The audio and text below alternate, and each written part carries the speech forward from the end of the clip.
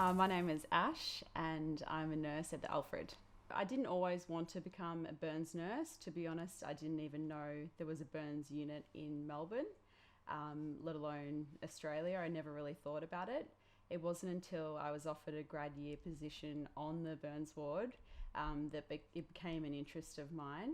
So I've been working in the burns field for over 7 years now, and I can't imagine ever working in any other specialty. Starting the burns unit was very difficult and it was very confronting. A lot of patients and visitors, family members and staff alike, they'll say when you step onto the burns ward, you're immediately confronted with this smell of wounds. You do get used to that smell, but it's a very high-paced, demanding, physically demanding as well.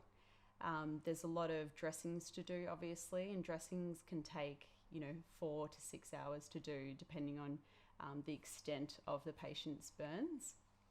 So it is very physically demanding, and also the shift work as well. So you would be looking after a patient on an afternoon shift, go home, have a sleep, and know that you're going to continue looking after that patient the next day. So I did find it took quite a mental toll on me looking after those patients. It was mainly because of the emotional side of it. You can't really switch off when you know that you're going to go back and look after those patients again. It's great for continuity of care, but I did find that as soon as I moved away from the burns ward, there was sort of this weight lifted off me mentally. But I did really enjoy my time up there, and obviously it allowed me to develop a passion for burns, and I was thrilled to move to theatre.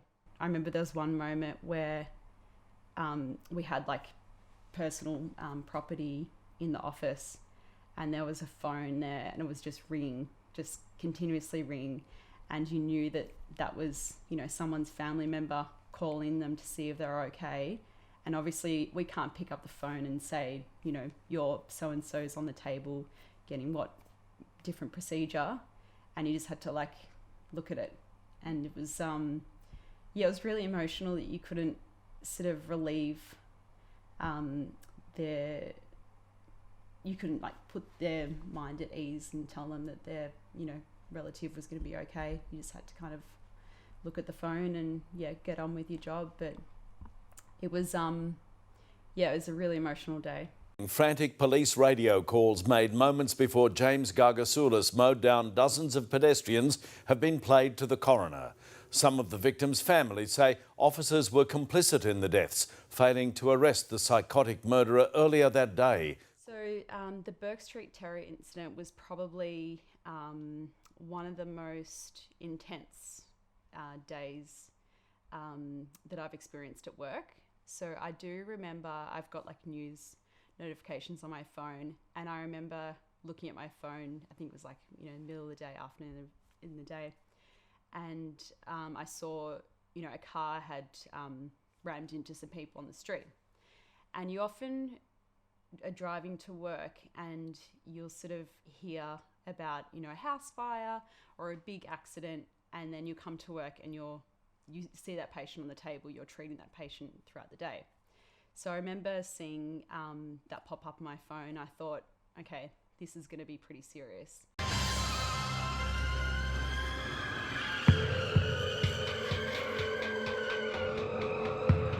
These were the last moments police had to stop a man about to commit mass murder. He deliberately drove at high speed through central Melbourne and ran over everyone he could.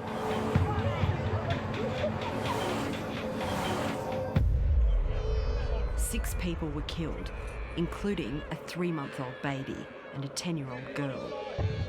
27 were injured, some catastrophically.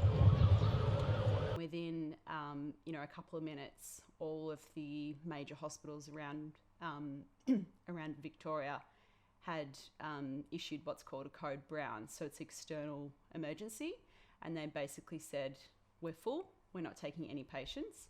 And the Alfred was the only hospital that didn't issue that alert. So we received all the patients who required care.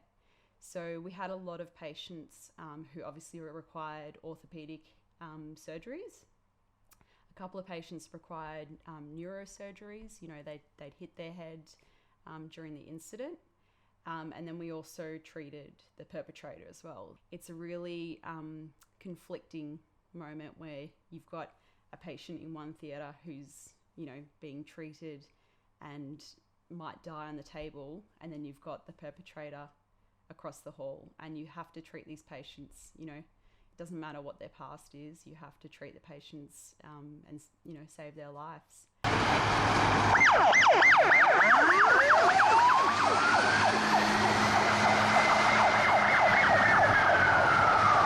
There are a number of key messages across the year on the news and in the newspapers about fire safety. A lot of our patients, I think it's around about 80% are male. So a lot of this information is targeted at men, not throwing things onto the fire, a lot of workplace incidences. So people just need to step back and think around fire.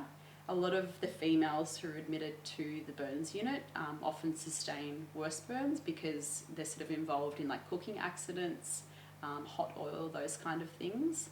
So people just need to just stop and think around fire rather than just trying to get the fastest way to, ignite a fireplace or an outdoor fire.